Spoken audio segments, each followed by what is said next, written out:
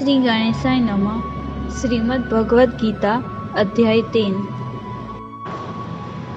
अर्जुन बोले, हे जनार्दन, यदि आपको कर्म की अपेक्षा ज्ञान श्रेष्ठ मान्य है तो फिर हे केशव, मुझे भयंकर कर्म में क्यों लगाते हैं? आप मिले हुए से वचनों से मेरी बुद्धि को मानो मोहित कर रहे हैं, इसलिए उस एक बात को निश्चित करके कहिए जिससे मैं कल्याण को प्राप्त हो जाऊं। श्री भगवानोवाच। श्री भगवान बोले, हे निष्पाप, इस लोक में 2 प्रकार की निष्ठा मेरे द्वारा पहले वर्ण की गई है। उनमें से सांख्य योगियों की निष्ठा तो ज्ञान योग से और योगियों की निष्ठा कर्म योग से होती है। मनुष्य न तो कर्मों का आरंभ किए बिना निष्कर्मता को यानी योग निष्ठा को प्राप्त होता है और न कर्मों के केवल त्याग मात्र से सिद्धि यानी सांख्य निष्ठा को ही प्राप्त होता है।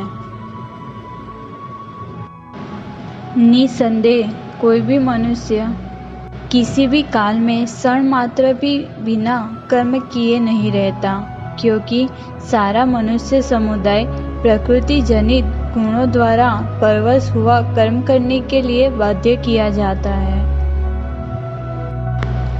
जो मूढ़ बुद्धि मनुष्य समस्त इंद्रियों को हठपूर्वक ऊपर से रोककर मन से उन इंद्रियों के विषयों का चिंतन करता रहता है, वह मिथ्याचारी अर्थात दंभी कहा जाता है।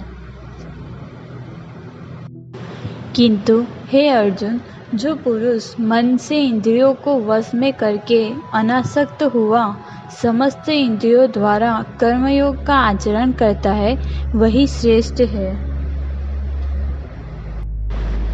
तो शास्त्र विहित कर्तव्य कर्म कर, क्योंकि कर्म न करने की अपेक्षा कर्म करना श्रेष्ठ है तथा कर्म न करने से तेरा शरीर निर्वाह भी नहीं सिद्ध होगा। यज्ञ के निमित्त किए जाने वाले कर्मों से अतिरिक्त दूसरे कर्मों में लगा हुआ ही यह मनुष्य समुदाय कर्मों से बंधता है। इसलिए हे अर्जुन, तू आसक्ति से रहित होकर उस यज्ञ के निमित्त ही भली भांति कर्तव्य कर्म कर। प्रजापति ब्रह्मा ने कल्प के आदि में यज्ञ सहित प्रजाओं को रचकर उनसे कहा कि तुम लोग इस यज्ञ के द्वारा वृद्धि को प्राप्त हो और यह यज्ञ तुम लोगों को इच्छित भोग प्रदान करने वाला हो। तुम लोग इस यज्ञ के द्वारा देवताओं को उन्नत करो और वे देवता तुम लोगों को उन्नत करें। इस प्रकार निस्वार्थ भाव से एक दूसरे को उन्नत करते हुए तुम लोग परम कल्याण को प्राप्त हो जाओगे। यज्ञ के द्वारा बढ़ाए हुए देवता तुम लोगों को बिना मांगे ही इच्छित भोग निश्चय ही देते रहेंगे। इस प्रकार उन देवताओं के द्वारा दिए हुए भोगों को जो पुरुष उनको बिना दिए स्वयं भोगता है, वह चोर ही है। यज्ञ से बचे हुए अन्न को खाने वाले श्रेष्ठ पुरुष सब पापों से मुक्त हो जाते हैं, और जो पापी लोग अपना शरीर पोषण करने के लिए ही अन्न पकाते हैं, वे तो पाप को खाते हैं। संपूर्ण प्राणी अन्न से उत्पन्न होते हैं। अन्न की उत्पत्ति वृष्टि से होती है, वृष्टि यज्ञ से होती है और यज्ञ विहित कर्मों से उत्पन्न होने वाला है। कर्म समुदाय को तो वेद से उत्पन्न और वेद को अविनाशी परमात्मा से उत्पन्न हुआ जान। इससे सिद्ध होता है कि सर्वव्यापी परम अक्षर परमात्मा सदा ही यज्ञ में प्रतिष्ठित है। हे पार्थ, जो पुरुष इस लोक में इस प्रकार परंपरा से प्रचलित सृष्टि चक्र के अनुकूल नहीं बरतता, अपने कर्तव्य का पालन नहीं करता, वह इंद्रियों के द्वारा भोगों में रमण करने वाला पापायु पुरुष व्यर्थ ही जीता है। परंतु जो मनुष्य आत्मा में ही रमण करने वाला और आत्मा में ही तृप्त तथा आत्मा में ही संतुष्ट हो, उसके लिए कोई कर्तव्य नहीं है। उस महापुरुष का इस विश्व में ना तो कर्म करने से कोई प्रयोजन रहता है और ना कर्मों के न करने से ही कोई प्रयोजन रहता है, तथा संपूर्ण प्राणियों में भी इसका किंचित मात्र भी स्वार्थ का संबंध नहीं रहता। इसलिए तू निरंतर आसक्ति से रहित होकर सदा कर्तव्य कर्म को भलीभांति करता रह, क्योंकि आसक्ति से रहित होकर कर्म करता हुआ मनुष्य परमात्मा को प्राप्त हो जाता है। जनकादि ज्ञानी जन भी आसक्ति रहित कर्म द्वारा ही परम सिद्धि को प्राप्त हुए थे। इसलिए तथा लोक संग्रह को देखते हुए भी तू कर्म करने को ही योग्य है, अर्थात तुझे कर्म करना ही उचित है। श्रेष्ठ पुरुष जो जो आचरण करता है, अन्य पुरुष भी वैसा वैसा ही आचरण करते हैं। वह जो कुछ प्रमाण कर देता है, समस्त मनुष्य समुदाय उसी के अनुसार बरतने लग जाता है। हे अर्जुन, मुझे इन तीनों लोकों में न तो कुछ कर्तव्य है और न कोई भी प्राप्त करने योग्य वस्तु अप्राप्त है, तो भी मैं कर्म में ही बरतता हूँ। क्योंकि हे पार्थ, यदि कदाचित मैं सावधान होकर कर्मों में न बरतूं तो बड़ी हानि हो जाए, क्योंकि मनुष्य सब प्रकार से मेरे ही मार्ग का अनुसरण करते हैं। इसलिए यदि मैं कर्म ना करूं तो ये सब मनुष्य नष्ट भ्रष्ट हो जाए और मैं संकरता का करने वाला हूँ तथा इस समस्त प्रजा को नष्ट करने वाला बनूं। हे भारत, कर्म में आसक्त हुए अज्ञानी जन जिस प्रकार कर्म करते हैं, आसक्ति रहित विद्वान भी लोग संग्रह करना चाहता हुआ उसी प्रकार कर्म करें।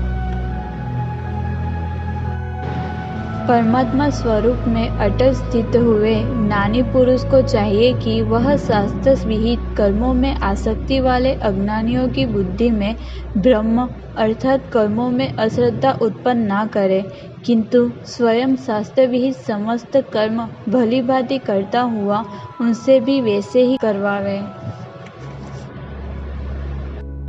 वास्तव में संपूर्ण कर्म सब प्रकार से प्रकृति के गुणों द्वारा किए जाते हैं, तो भी जिसका अंतःकरण अहंकार से मोहित हो रहा है, ऐसा अज्ञानी मैं करता हूँ ऐसा मानता है।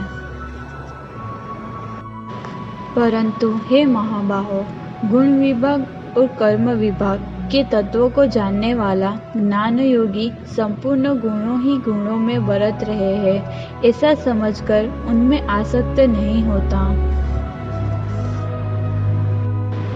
प्रकृति के गुणों से अत्यंत मोहित हुए मनुष्य गुणों में और कर्मों में आसक्त रहते हैं।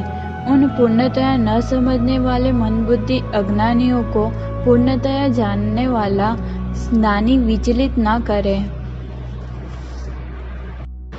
मुझ अंतर्यामी परमात्मा में लगे हुए चित्त द्वारा संपूर्ण कर्मों को मुझ में अर्पण करके आशा रहित, ममता रहित और संताप रहित होकर युद्ध कर। जो कोई मनुष्य दोष दृष्टि से रहित और श्रद्धा युक्त होकर मेरे इस मत का सदा अनुसरण करते हैं, वे भी संपूर्ण कर्मों से छूट जाते हैं।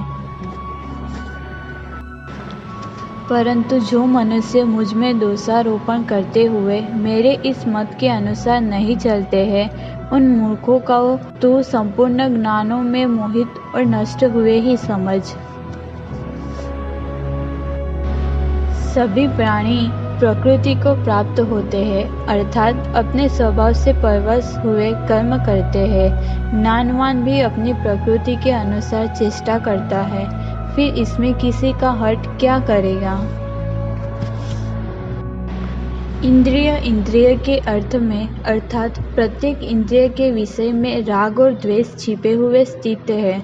मनुष्य को उन दोनों के वश में नहीं होना चाहिए, क्योंकि वे दोनों ही इसके कल्याण मार्ग में विघ्न करने वाले महान शत्रु हैं। अच्छी प्रकार आचरण में लाए हुए दूसरे के धर्म से गुण रहित भी अपना धर्म अति उत्तम है। अपने धर्म में तो मरना भी कल्याणकारक है और दूसरे का धर्म भय को देने वाला है। अर्जुन उवाच। अर्जुन बोले, हे कृष्ण, तो फिर यह मनुष्य स्वयं ना चाहता हुआ भी प्रकार से लगाए हुए की भांति किससे प्रेरित होकर पाप का आचरण करता है? श्री भगवान उवाच। श्री भगवान बोले, रजोगुण से उत्पन्न हुआ यह काम ही क्रोध है। यह बहुत खाने वाला अर्थात भोगों से कभी न उगाने वाला और बड़ा पापी है। इसका ही तो इस विषय में वैरी जान। जिस प्रकार धुएं से अग्नि और मैल से दर्पण ढका जाता है तथा जिस प्रकार जेल से गर्भ ढका रहता है, वैसे ही उस काम के द्वारा यह ज्ञान ढका रहता है। और हे अर्जुन, इस अग्नि के समान कभी न पूर्ण होने वाले कामरूप ज्ञानियों के नित्य वैरी के द्वारा मनुष्य का ज्ञान ढका हुआ है। इंद्रियां, मन और बुद्धि ये सब इसके वासस्थान कहे जाते हैं। यह काम इन मन, बुद्धि और इंद्रियों द्वारा ही ज्ञान को आच्छादित करके जीवात्मा को मोहित करता रहे। इसलिए हे अर्जुन, तू पहले इंद्रियों को वश में करके इस ज्ञान और विज्ञान का नाश करने वाले महान पापी काम को अवश्य ही बलपूर्वक मार डाल। इंद्रियों को स्थूल शरीर से परे यानी श्रेष्ठ, बलवान और सूक्ष्म कहते हैं। इन इंद्रियों से परे मन है, मन से भी परे बुद्धि है और जो बुद्धि से भी अत्यंत परे है वह आत्मा है। इस प्रकार बुद्धि से परे अर्थात सूक्ष्म, बलवान और अत्यंत श्रेष्ठ आत्मा को जानकर और बुद्धि के द्वारा मन को वश में करके, हे महाबाहो, तू इस कामरूप दुर्जय शत्रु को मार डाल।